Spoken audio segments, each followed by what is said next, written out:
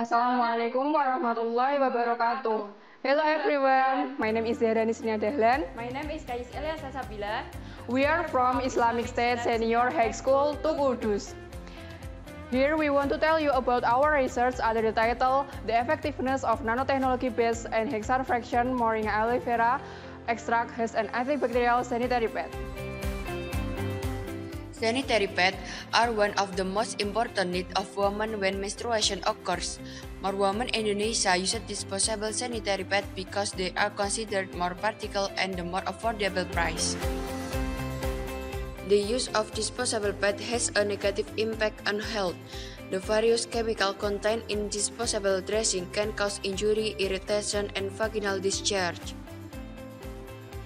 In addition, the damp surface of the dressing can become a breeding ground for bacteria such as Staphylococcus aureus, Escherichia coli, Grandinella vaginalis, and Pseudomonas aeruginosa. These bacteria are the source of various diseases such as vaginosis bacterialis and inflammation of the vagina. Things that can be done to minimize these various diseases are to use sanitary pads with the addition of antibacterialis. One of the ingredients that have potential as antibacterial properties is moringa leaves. Moringa leaves contain secondary metabolites such as terpenoid, flavonoid, saponin, and tannin. These compounds have antibacterial activity which can inhibit the growth of bacteria. The addition of antibacterial compounds to sanitary pads can be done by anti-leaching nanotechnology. So, from the background of the problem, we have three purposes. First, knowing the ability of nanokelor extract as an antibacterial on sanitary pad.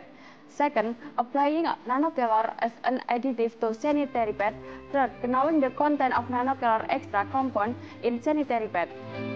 The tools and materials that have been used in this research include moringa leaves and hexane, distilled water, towels, hard coat, combed cotton cloth, baker glazes, scales, ultrasonicators, filter paper, blenders, and test tubes. To make antibacterial sanitary pad, there are several steps that has been carried out. The first step, extraction of moringa leaf was done using maceration method. 100 grams of dried and powdered moringa leaf were soaked in 500 milliliters of hexane for 24 hours. The solvent that has been obtained was then evaporated so that a thick extract of moringa leaves has been obtained. The thick extract of moringa leaf was then tested for its compounds content through phytochemical screening and GCMS analysis. After that, the characterization of moringa leaves extract was carried out using the particle size analyzer or PSA method to determine the particle size of the compound. In this study, moringa extract which has been successfully made is then tested. First, phytochemical test. From the results of the phytochemical tests that have been carried out, moringa leaf extract has proven positive for containing several secondary metabolite compounds such as alkaloid, flavonoid, tannin, and saponin. GCMS test. From the GCMS chromatogram result of moringa leaves extract, in the moringa leaves extract, there are two antibacterial compounds that are included in the terpenoid group, namely phytol and neopetadine. Based on the PSA test result, the size of nanokelor particles with the addition of 30% of twin acti has a size of 28.5 nanometer. The results prove that the sample was already on the nanoscale. It means that the moringa leaf extract was based on nanotechnology. Moringa leaf extract antibacterial test has been carried out using the total plate count or TPC method. Moringa leaf extract that has been added in this test has a concentration of 10%. The gradation of Staphylococcus aureus bacteria reached 32% and the degradation of Escherichia coli bacteria reached 39%. Sanitary pads have been made of combed cotton for the top and bottom layers, while the inside of the sanitary pads are made of a towel and polyurethane. A hole is added to the top layer of the dressing to insert an antibacterial layer. The antibacterial layer of moringa leaves has been prepared using the tip cutting method with the dry carpet technique. The hard cloth that has been cut following the bandage pattern is dipped 35 times in a solution of 1000 ppm concentration of moringa leaf extract. Conclusion.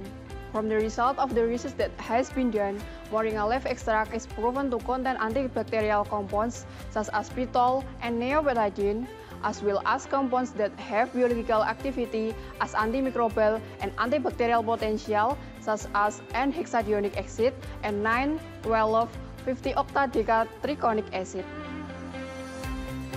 The addition of antibacterial compounds to test medium with a compound concentration of 10% was able to degrade the Staphylococcus aureus bacteria by 32% and degrade Escherichia coli bacteria by 39%. Antibacterial application to sanitary pads has been done using the deep coating method, namely by dipping a hard coat into a solution of moringa leaf extract with a concentration of 1000 ppm. Suggestion: an anti-irritation tester is needed to see the irritating effect of the nanokelar antibacterial dressing on the skin, so that the safety level of the nanokelar antibacterial dressing is needed before use. We think that all we can say. We hope this research can give contribution to Indonesia, especially in medical field. Wassalamualaikum warahmatullahi wabarakatuh.